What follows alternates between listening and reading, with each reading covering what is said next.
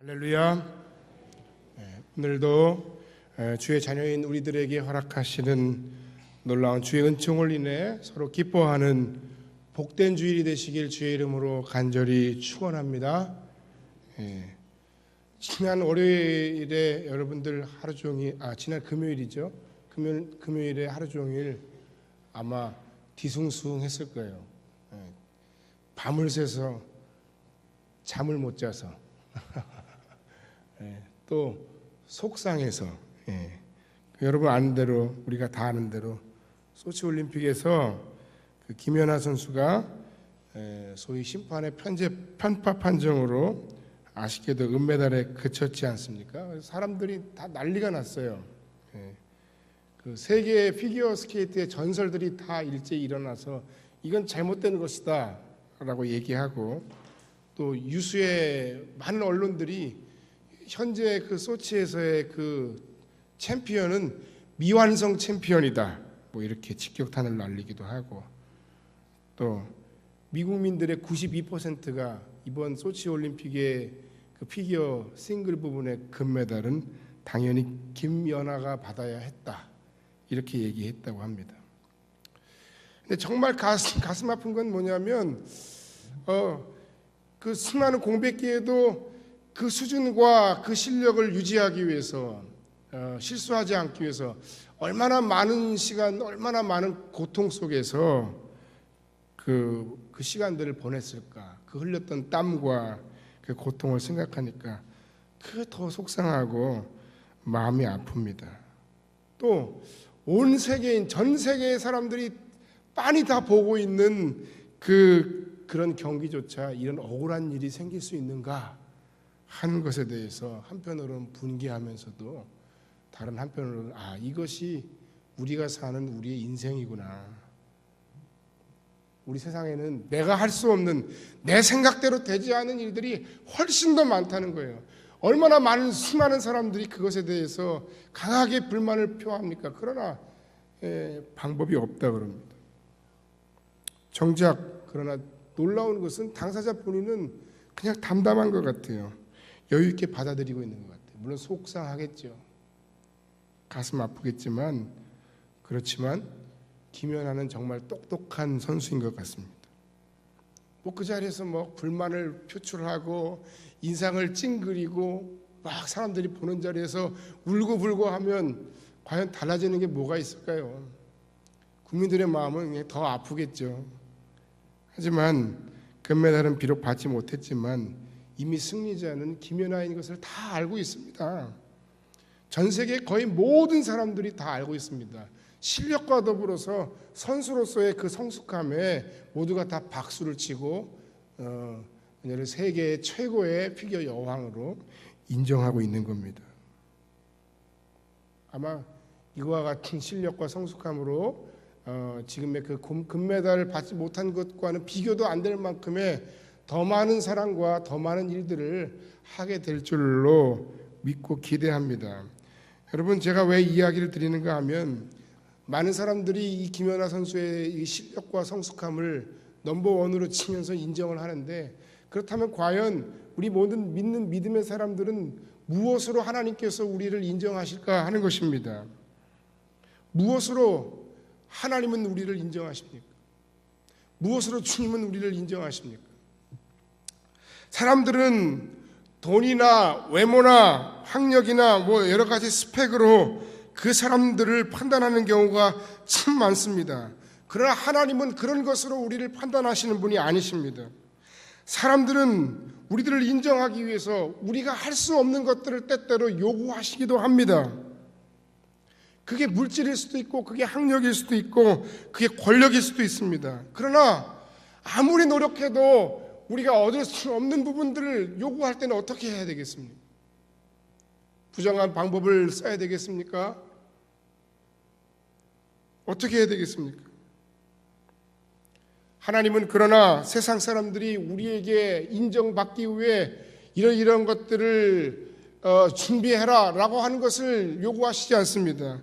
하나님은 우리에게 없는 것, 우리가 할 수 없는 것을 요구하시는 분이 아니십니다. 우리가 할 수 없는 것으로 나를 판단하시지 않습니다. 우리가 할 수 없는 것으로 나를 인정의 기준 삼지 않으십니다. 주님께서 우리를 인정하시는 그 인정의 기준은 다른 것이 아니라 바로 믿음이라는 것입니다.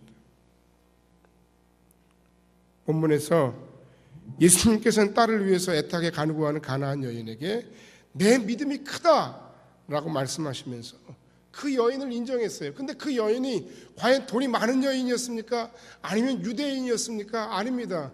성경 복음서에 나타난 그 예수님의 칭찬을 보면 예수님이 인정하시는 야, 내 믿음이 크다라고 얘기했던 단 2명의 사람이 나오는데 그가 누군가 하면 바로 마태복음 8장에 로마 백부장이고 그리고 오늘 마태복음 15장에 이방 가나안 여인 딱 2명뿐이었다는 사실입니다. 예수님께서 그 사람들을 인정하시는 그 믿음의 기준으로 그의 혈통을 문제 삼지 않으셨습니다. 그의 경제력을 문제 삼지 않으셨습니다. 그의 성별을 문제 삼지 않으셨습니다. 오직 예수님께서 그 사람을 인정하시는 그 믿음의 그 인정하시는 인정의 기준은 믿음이었고 그 믿음의 기준은 세상의 사람들의 기준과 다른 것이었다 하는 겁니다. 성경의 관심은 딱 이거 한 가지예요. 성경의 인물들을 통해서 성경 대부분의 관심은 그 사람이 얼마나 믿음이 있었는가, 그 사람의 믿음이 얼마나 큰 믿음 또는 성숙한 믿음이었는가 하는 것을 성경에서는 성경 기자가 그 인물들을 바라보면서 그 사람들을 평가하고 있다는 말씀입니다. 마치 김연아가 그 억울한 상황 속에서 대처하는 그 성숙한 모습과 여유로운 모습을 통해서 얼마나 대단한 수준의 선수인가 하는 것을 그 상황과 환경 속에서 보여줬던 것처럼, 그래서 사람들이 인정했던 것처럼 성경이 우리 모든 믿음의 사람들에게 바라보는 그 관점과 관심은 딱 한 가지예요. 당신들은 얼마나 그러한 상황과 그런 환경 속에서 어떠한 믿음으로 당신들의 인생과 삶을 대처했는가 하는 거예요. 여러분들은 얼마나 어렵고 힘든 상황에 있는지 모르지만 그 상황 속에서 어떤 믿음으로 그 상황을 대처하고 그 상황을 헤쳐나가는가 하는 것이 바로 우리들의 믿음의 수준이요. 그 믿음의 수준을 따라서 주님은 우리의 믿음을 인정하신다는 겁니다. 우리 주님은 믿음으로 당신을 인정하시는 기준을 삼으십니다. 당신의 믿음은 주님께서 인정하실 만한 진정한 믿음, 큰 믿음입니까? 오늘 본문을 통해서 주님께서 인정하신 믿음이 무엇인지 여러분과 크게 2가지를 나누기를 원합니다. 첫 번째, 주님께서 인정하신 믿음은 예수님의 사랑을 본받아 내 삶의 경계를 허무는 믿음입니다. 사람에 대한 나의 모든 편견, 환경에 대한 나의 모든 장벽과 마음의 벽을 허무는 것, 그것이 바로 예수께서 인정하신 믿음의 첫 번째 모습입니다. 설명드립니다. 본문의 내용은 주님께서 믿음을 제자들에게 가르치시기 위해서 직접 행동으로 보이셨던 내용입니다. 본문에서 예수님께서 제자들과 함께 간 곳은 유대 지방이 아닙니다. 이스라엘이 아닙니다. 이스라엘의 경계를 넘어서셨습니다. 그 경계를 넘어 이방 땅인 두로와 시돈을 향하셨던 겁니다.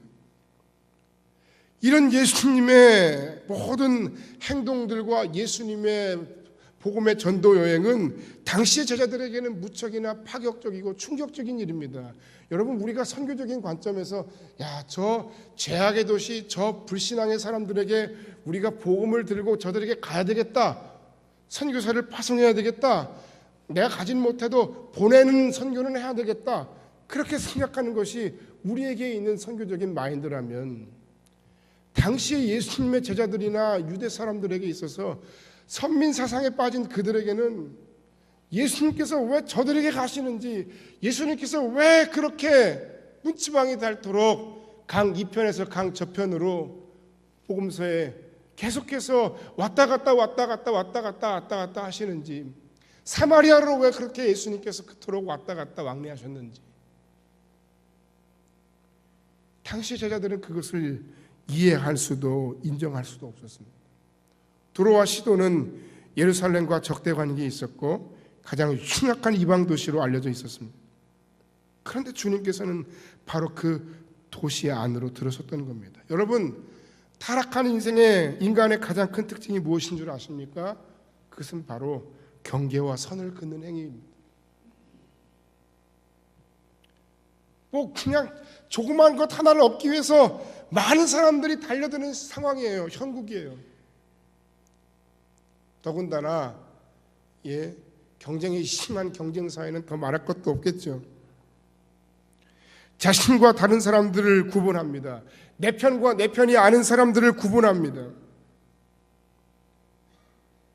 이번에 쇼트트랙에 문제를 거론하면서 많은 사람들이 얘기하는 게 파벌 문제 아닙니까? 어디 출신이냐 하는 것을 가지고 많이들 얘기를 합니다. 대표로만 선발되면 다 이길 줄 알았는데 그러나 그렇지가 않아요. 그래서 이왕이면 어차피 나가서 금메달 딸 건데 내 소속된 내가 끌어줄 수 있는, 내가 영향력을 행사할 수 있는 그 사람을 그 자리에 앉히고 싶고, 내가 계속해서 무언가 영향력을 행사하고 싶은 게 사람의 마음 아닙니까?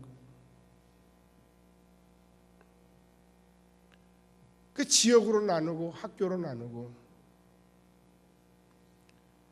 그냥 경쟁은 경쟁이고 그냥 정정당당하게 뭔가를 헤쳐나가고 경쟁해 나가고 하면 좋은데 거기서 끝나질 않아요. 그 상대방을 이기고 누르는데 미워하다 못해 완전히 밟아서 제기할 수 없을 정도로 만드는 것이 이 세상의 형국이고 이 세상의 상황입니다. 목사님 모르는 소리 하지 마세요. 그렇게 하지 않으면, 그들을 쓰러뜨리지 않으면, 심지어 그들을 밟아서 죽이지 않으면 내가 죽어요. 목사님, 경쟁사회잖아요.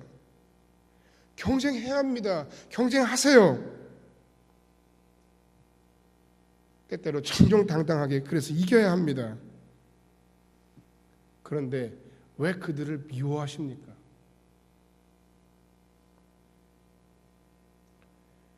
우리 주님은 제자들이 그토록 경멸하던, 죽도록 미워했던 두로와 시돈을 향해서 들어가셨습니다.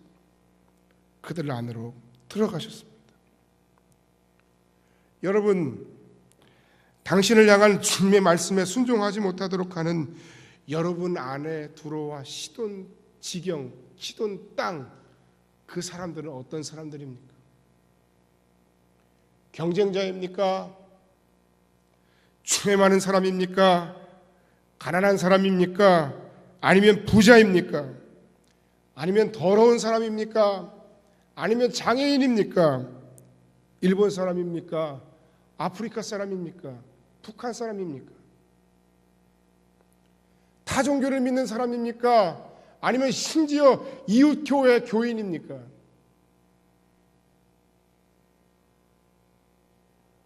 물론 이단 종교에 빠진 사람들이나 그 종교인들의 사상에 우리가 물들어서는 안 되겠지요. 그러나 한번 생각해 보세요. 성경에 그 사람들을 미워하라 그랬습니까? 구분을 못해요, 우리가.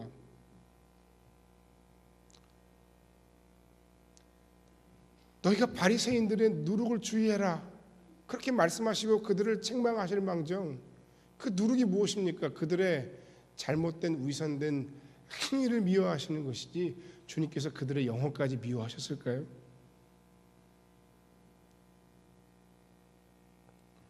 원수까지도 사랑하며 용서하라고 말씀하셨던 기독교의 가장 강력한 메시지가 무엇입니까? 그것은 바로 십자가에서의 죽음, 십자가 사랑입니다. 우리는 바로 그와 같은 세상에서 가장 강력한 복음이라는 무기를 가진 사람들입니다. 그런데 우리 모든 믿음의 사람들의 모습을 보면 두려워하는 거예요. 오히려 피해 다녀요. 터부시합니다.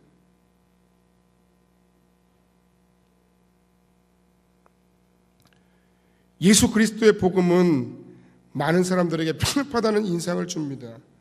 왜? 오직 예수 그리스도를 믿는 믿음으로만 구원받는다는 핵심 교리 때문입니다. 그 사실은 우리가 절대 포기할 수 없는 기독교의 생명입니다. 그러나 여러분, 과연 그 교리 때문에만 기독교를 편협하다 하고, 그 교리 때문에만 기독교 교인들이 미움을 당하고, 그 교리 때문에만 사람들이 기독교를 싫어하는 걸까요? 아닙니다. 그렇지 않습니다. 문제는 나에게 있습니다. 문제는 우리들에게 있습니다. 이 복음의 진리를 사수함에 있어서, 이 복음의 진리를 사수한다는 명분으로 다른 사람들을 미워하고, 다른 사람들을 경멸하고, 다른 사람들을 짓밟아 죽일 이유는 없지 않습니까? 복음의 진정한 핵심 정신은 바로 남을 위해 자신을 내어주신 예수님의 십자가 죽음, 십자가 용서, 십자가 사랑이기 때문입니다. 이게 더 큰 거예요. 이게 더 위대한 거예요. 이 복음으로써, 이 복음의 사랑으로써 우리는 그들에게 나아갈 수 있는 겁니다. 그런데 사실은 먼저 내 안에 내가 만들어 놓은 내 삶의 수많은 경계와 수많은 선과 수많은 장벽들이 우리로 하여금 그들에게 나아가지 못하게 하는 선과 장벽을 만들어 놓고 있지 않습니까? 교회 보이는 담장은 없고 울타리는 없지만, 이 교회를 들어올 수 없게 만드는 수많은 장벽들이, 수많은 장애 요인들이, 수많은 선들이, 보이지 않는 금들이 우리에게 있지 않습니까? 어릴 적 초등학교, 중학교, 심지어 고등학교 시절까지 선 그어놓고, 야, 여기 넘어오지 마, 여기 넘어오면 내 거야, 이런 유치한 마음가짐이 사실은 우리의 삶에 아직도 그대로 그 연장선상에서 계속 이어지지 않고 있습니까? 우리의 지체 안에, 심지어 우리 교회 성도들 안에서조차 저 사람은 내가 함께할 수 없는 사람이야 라고 보이지 않는 선을 그어놓은 사람들은 없습니까? 저 사람은 내 스타일이 아니야, 저 사람은 내 경향이 아니야, 저 사람은 내 기질이 아니야, 저 사람은 나와 달라. 아니, 그럼 같이 부딪히지 않고 일 같이 안 하면 되지. 그렇다고 해서 왜 싫어하냐고요? 왜 선을 그어놓냐고요? 주님의 제자들은 예수님의 진짜 마음을 알지 못했어요. 두로와 시돈을 향하신, 가나안 여인을 향하신, 사마리아 사람들을 향하신, 불쌍한 그 영혼들을 향하신 주님의 진짜 마음을 제자들은 정작 알지 못했어요. 근데 여러분, 재미있는 사실은 뭔 줄 아십니까? 당시의 종교 지도자들은 자신들의 어떤 기준을 스스로 정하고 그것에 미치지 못하는 자들을 철저하게 믿음에 모자란 사람으로 생각하고 차별하고 그리고 왕따를 시켰는데, 그 기준에 걸린 사람들이 누구였는가 하면 바로 예수님의 제자들이었어요. 누구라고요? 예수님의 제자들이요. 무식한 어부들이었고, 죄인이라고 칭함받던 세리였고, 그리고 수많은 예수님의 제자들이 결코 그 당시의 종교 지도자들에게 인정받을 수 있는 그런 위치와 수준에 있지 못했단 말입니다. 그럼에도 불구하고 예수님은 그들을 주님의 제자로 부르셨고 귀하게 쓰셨습니다. 그들로부터 차별받던 제자들이 이제는 누구를 지금 차별하고 있습니까? 두로와 시돈, 그리고 그 지경에서 만났던 가나안 여인에 대해서 손가락질하면서, 주님, 저 사람이 시끄럽게 하는데 주님과 나는 한편 아닙니까? 그런데 저 사람이 자꾸 귀찮게 하는데 저 사람을 보내시지요 라고 말하고 있는 겁니다.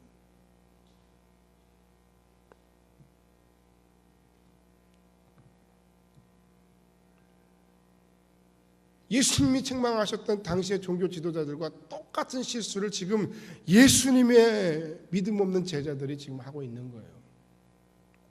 그리고 바로 그 제자들의 신앙적인 실패가 오늘 이 자리에 앉아있는 저와 여러분의 마음 가운데도 삶의 현장에서 여전히 현재 진행형으로 진행되어지고 있는 일들입니다. 우리는 우리가 스스로 정한 수준, 그런 기준을 가지고 다른 사람들을 평가하고 저 사람들과는 함께할 수 없다고 말하지 않습니다. 그들과 뭐 일을 하라는 게 아니에요. 그들의 생각과 사상에 동조하라는 게 아니에요. 그러나 그들 가운데 하나님께서 예비하시고 하나님께서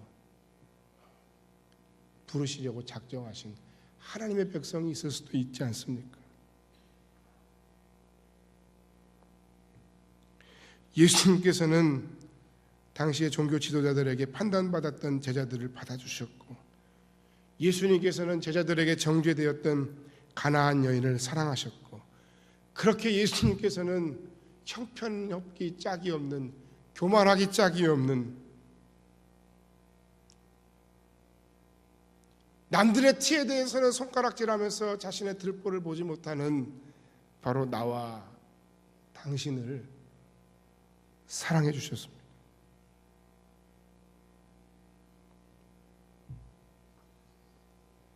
우리는 이제 하나님 아버지의 마음을 이해해야 합니다. 우리는 이제 주님께서 우리에 대해서 이 세상을 향하여 얼마나 뜨거운 사랑으로 그들을 사랑하시고 그들이 돌아오기를 기대하시는지, 우리는 그 하나님 아버지의 마음, 그 주님의 마음을 우리는 이해하는 사람들이 되어야 됩니다.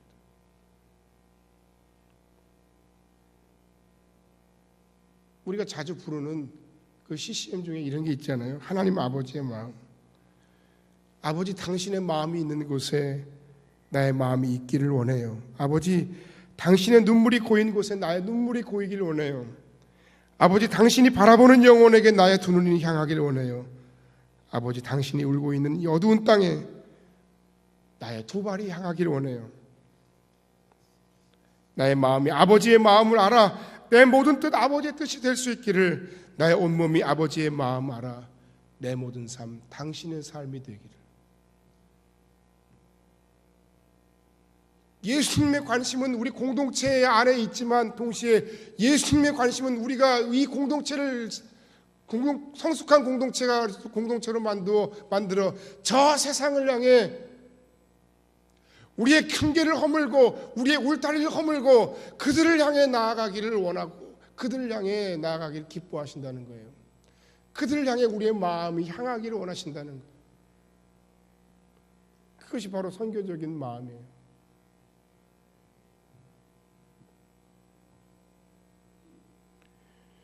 흉악히 귀신 들린 자신의 딸을 가슴에 안고 주님 앞에 나온 이 가나안 여인처럼, 또 그 가나안 여인을 불쌍히 여기시고 품어주셨던 예수님처럼 당신의 기준과 생각에 못 미치는 그들을 품어주고 이해하고 용서하며 사랑하는 이것이 바로 예수님의 마음이고, 이것이 진정으로 칭찬받을 진정한 믿음, 큰 믿음입니다. 여러분이 그어놓은 선은 무엇입니까? 여러분이 다가가지 못할 사람들은 누구입니까? 그리스도의 복음의 능력으로 자유하시고, 그리스도의 복음의 능력으로 영적인 전쟁에서 승리하시고, 그리스도의 복음의 능력으로, 그 복음의 능력의 사랑으로 그들의 마음을 정복할 수 있는 진정한 믿음의 사람들이 되시기를 주님의 이름으로 간절히 축원합니다. 두 번째, 오직 예수님의 긍휼만이 내 삶의 유일한 소망이 됨을 고백하는 믿음이야말로 진정한 믿음이요 주님께서 인정하시는 믿음입니다. 이 내용은 우리가 너무 잘 아는 내용입니다. 이 여인과 주님 사이의 그 대화를 살펴보면 이렇습니다. 22절에 주여 저를 불쌍히 여겨주세요. 그랬더니 예수님이 아무 대답을 하지 않으세요. 또 부르짖습니다. 주님. 그러나 주님이 이번엔 말씀하시기를 나는 이스라엘의 잃어버린 양들 외에는 보내심을 받지 않았다. 하지만 포기하지 않고 이 여인은 이야기합니다. 주여, 저를 도우십시오. 자네의 떡을 취하여 개들에게 던짐이 줌이 마땅하지 않다. 그러자 이 가나안 여인이 이렇게 얘기합니다. 주인의 상에서 떨어지는 부스러기를 개들도 먹습니다. 그거라도 좋습니다. 여러분 잘 아셔야 됩니다. 예수님께서 이 가나안 여인을 처음부터 받아들일 마음이 없으셨다면 두로와 시돈으로 이미 발걸음을 향하실 이유가 없으신 분이십니다. 그러나 예수님께서는 그런 마음이 아니라 이 여인의 믿음을 보시기 위해서 이렇게 하시는 것입니다. 이 가나안 여인의 믿음은 철저하게 주님의 자비와 긍휼에 삶의 모든 소망의 근거를 삼았다는 것입니다. 그런데 여러분, 이것이 바로 신앙의 본질이라는 거예요. 신앙이라는 게 뭐냐? 내가 잘나고 내 능력으로 무언가 할 수 있고, 그런데 그 신앙이라는 것이 참 보기도 좋고 다른 사람, 불쌍한 사람들 돕는다 그러니까 종교 생활이나 한번 해볼까 하면서 마치 내 목에 목걸이를 하고 팔찌를 하고 귀걸이를 하고 반지를 하듯이 시계를 차듯이 액세서리로 우리가 가지고 다니는 우리의 장식품이 아니라는 겁니다. 신앙은 그런 게 아니에요. 있어도 좋고 없어도 좋은 게 아닙니다. 너무 배불러서 배부른 대로 안 하고 너무 없으면 없는 대로 하는 그런 게 아닙니다.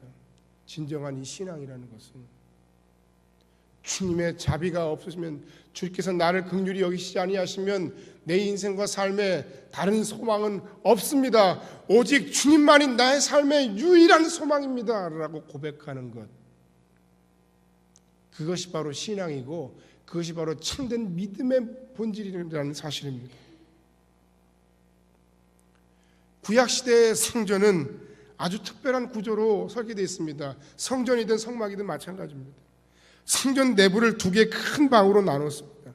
하나의 장소는 성소이고 또 하나의 장소는 성소 안의 지성소입니다. 이 지성소는 얼마나 성스러운 곳이었는가 하면 그것을 휘장으로 가려놓았습니다. 왜? 거룩하신 하나님이 오직 그곳에만 임재하신다고 생각했기 때문입니다.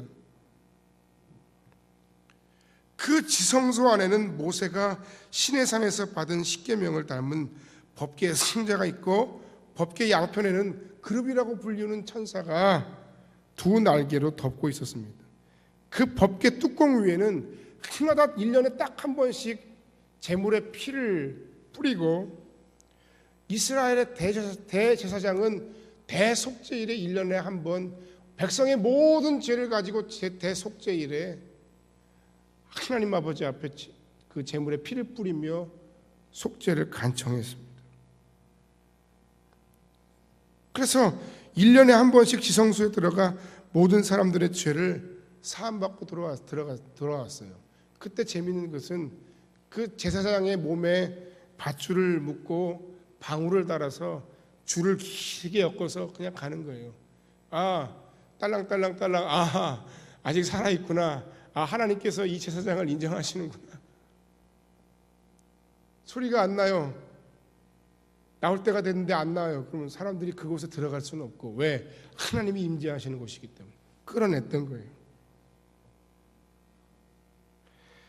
우리는 이곳을 속죄소라고 부르는데, 대제사장이 1년에 한 번씩 지성소에 들어가 이 법궤 위에 제물의 피를 뿌리면 지난 한 해 동안의 죄가 다 용서받는다고 생각했던 거예요. 그런데 이 지성소는 모든 죄를 사함받는 곳이자 동시에 하나님의 긍휼이 베풀어지는 장소였는데, 종교개혁자인 마틴 루터는 이 지성소를 뭐라고 번역했는가 하면 바로 시은소, 은혜가 시작되는 장소, 멀시 시트라고 번역했습니다. 이것이 최초의 번역이고 최고의 번역입니다. 즉 죄인들에게 은혜와 긍휼을 베푸시는 장소라는 뜻입니다. 무슨 얘기입니까? 사랑하는 여러분, 하나님의 백성에게 하나님의 은혜, 하나님의 긍휼, 하나님의 자비가 없으면 아무것도 아니라는 겁니다. 나에게 오직 필요한 것은 오직 하나님의 긍휼입니다.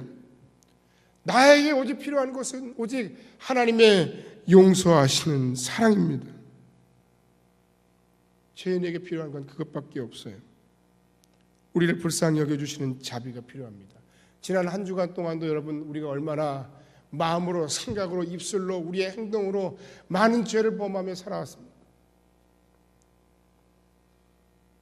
마음으로 정죄하고 미워하고 살인하고 입술로의 범죄하고 우리의 행동으로 하나님의 마음을 얼마나 많이 아프게 하고 다른 사람을 찍어 누르고 하나님이 기뻐하시지 않는 삶의 모습으로 살아왔습니다. 그 마음과 생각대로만 다 우리가 죄받고 정죄당한다면 우리는 오늘 이 자리에 나올 수 없어요. 오늘 우리에게 필요한 것은 바로 주님의 자비입니다. 주님의 긍휼히 여겨주심입니다. 그것 외에는 우리에게 다른 소망이 없습니다. 그 주님의 긍휼히 여겨주신 그 은혜로 말미암아 우리의 예배가 되고 그 주님의 긍휼히 여겨주심에 인하여 우리의 기도가 응답되고 그 주님의 긍휼히 여겨주심을 인하여 우리의 인생과 삶에 진정한 소망이 생긴다는 거예요.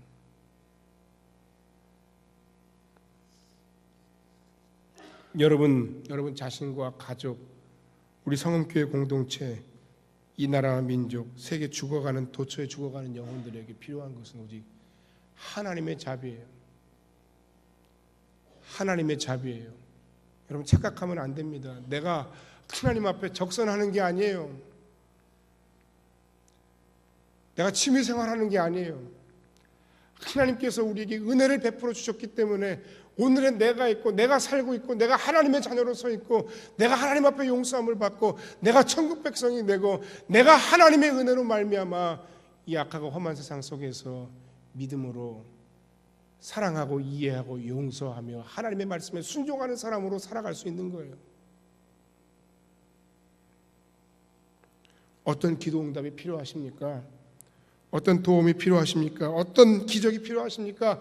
어떤 하나님의 역사가 필요하십니까? 오늘 이 가나안 여인처럼 여러분의 자녀들을 위한 하나님의 긍휼과 자비가 필요하십니까? 오늘 이 가나안 여인이 간절히 구했던 것처럼 우리의 인생과 삶에 우리의 사업과 생업 가운데 하나님의 은혜와 자비와 긍휼이 아니면 안 되는 것이 있지 않습니까? 하나님의 은혜와 긍휼이 아니면 목사인 저도 이 자리에 설 수 없습니다. 여러분도 설 수 없습니다. 그러므로 오늘 이 아침에 우리가 간절히 구할 것은 바로 그것입니다. 주여 나를 불쌍히 여기소서.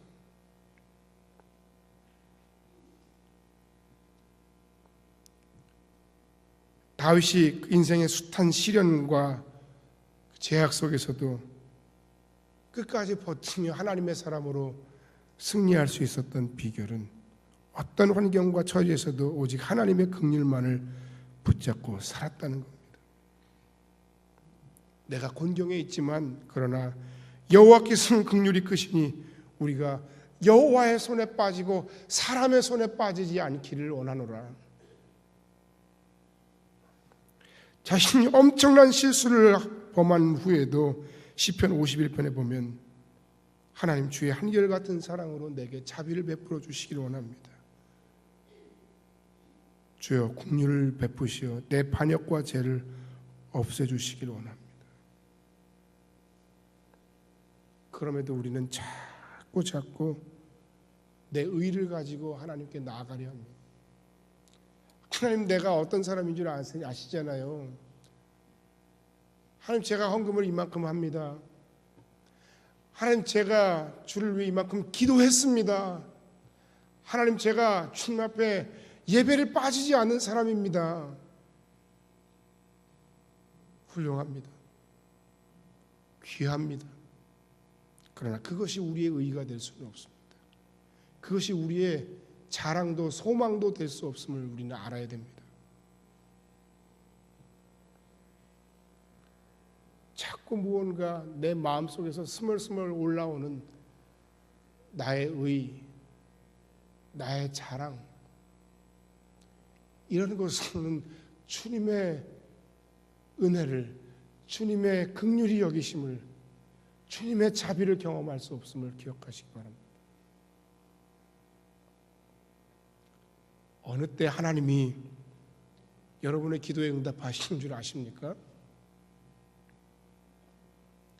창세기 32장에 보면 야곱이 야복강가에서 이제 하란으로 돌아갈 수도 없고 야복강을 건너서 주님을 만날 수도 없는 그 인생의 가장 절박한 순간에 하나님께 엎드려 하나님 살려주시지 않으면 내가 한 발짝도 물러설 수 없습니다. 하나님 도와주세요. 하나님 긍휼히 여겨주세요. 하는 그 절박한 기도의 현장에서 하나님은 야곱을 만나주셨어요. 베델에서도 마찬가지 아니었습니까?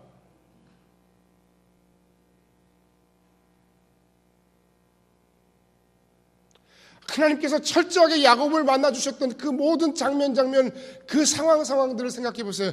베델에서, 야복강가에서, 그리고 세겜에서 모든 가족이, 모든 자식들이 다 몰살될 수밖에 없는 그 상황 속에서 그는 하나님 앞에 무릎을 꿇죠.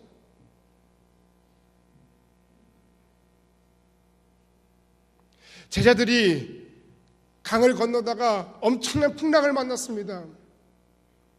주여 우리의 죽게 된 것을 돌아보지 아니하시나이까. 그들이 최고의 노력을 다했습니다. 수고를 다했습니다. 그들은 어부였습니다. 정말 최선을 다해 그 상황을 모면하기 위해서 노력했습니다. 하지만 안 되었습니다. 답답해서 그렇게 얘기하는 겁니다. 주여 우리의 죽게 된 것을 돌아보지 아니하시렵니까?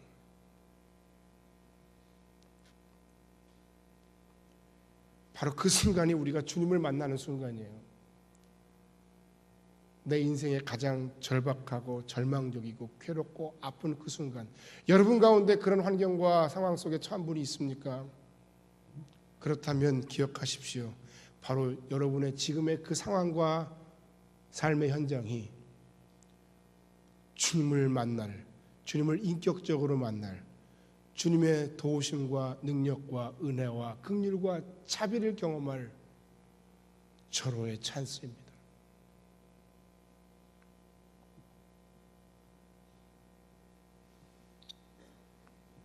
나의 의의를 가지고 주님 앞에 나아가려 할 때, 주님 오늘도 제가 나왔는데요, 만나주시지요? 주님은 만나주시지 않으십니다. 철저하게 주님 앞에 나의 연약함과 나의 모자람과 나의 형편없음을 고백하며 오직 주님만이 내 인생과 삶의 유일한 소망이고 오직 주님만이 내 인생과 삶의 유일한 응답의 근원입니다. 능력입니다. 고백하며 주님의 자비와 긍휼을 구하는 자들만이 주님을 만날 수 있습니다. 그리고 주님께서는 바로 그와 같은 여러분들의 인생을 향해 손 내미시고 만나주시고 건져주시는 겁니다. 결론의 말씀을 드리고 말씀을 마칩니다. 두로와 시돈을 향해 들어가심으로 그곳을 향한 마음을 보이시고 그 불쌍한 가나안 이방 여인을 받아 그녀의 믿음을 칭찬하신 주님, 그 주님이 바로 놀라우신 나와 여러분의 주님이십니다. 그 주님께서 우리에게 바라시며 그 주님께서 우리를 인정하시는 믿음은 정말 너무나도 좁고 너무나도 어리석어 선을 긋고 경계를 만들고 장벽을 만들고 저 사람은 나와 기질이 달라요. 저 사람은 나와 상황이 달라요. 저 사람은 내가 상대할 사람이 아니에요 라고 말하면서 어리석게도 거부하는 우리가 그 믿음의 장벽을 깨고 사람과의 막힌 담을 허물며 나아갈 때 하나님은 비로소 야, 네가 조금 이제 믿음이 컸구나, 내 믿음이 크구나 하고 인정하신다는 거예요. 경계를 허물어 교만과 편견을 버리고 예수님의 마음으로 사랑하는 여러분들이 되길 바랍니다. 또한 내 인생에 오직 주의 자비와 긍휼만이 진정 내가 살 길임을 고백하며 주님께 겸손히 무릎 꿇고 항복하고 나아오는 그런 진실한 믿음의 사람이 되어 내 믿음이 크다, 내 소원대로 되리라 하시는 주님의 놀라운 인정과 칭찬과 격려와 그리고 주의 역사하심을 경험하는 성금교회 공동체가 다 되시기를 주님의 이름으로 간절히 축원합니다. 기도하겠습니다.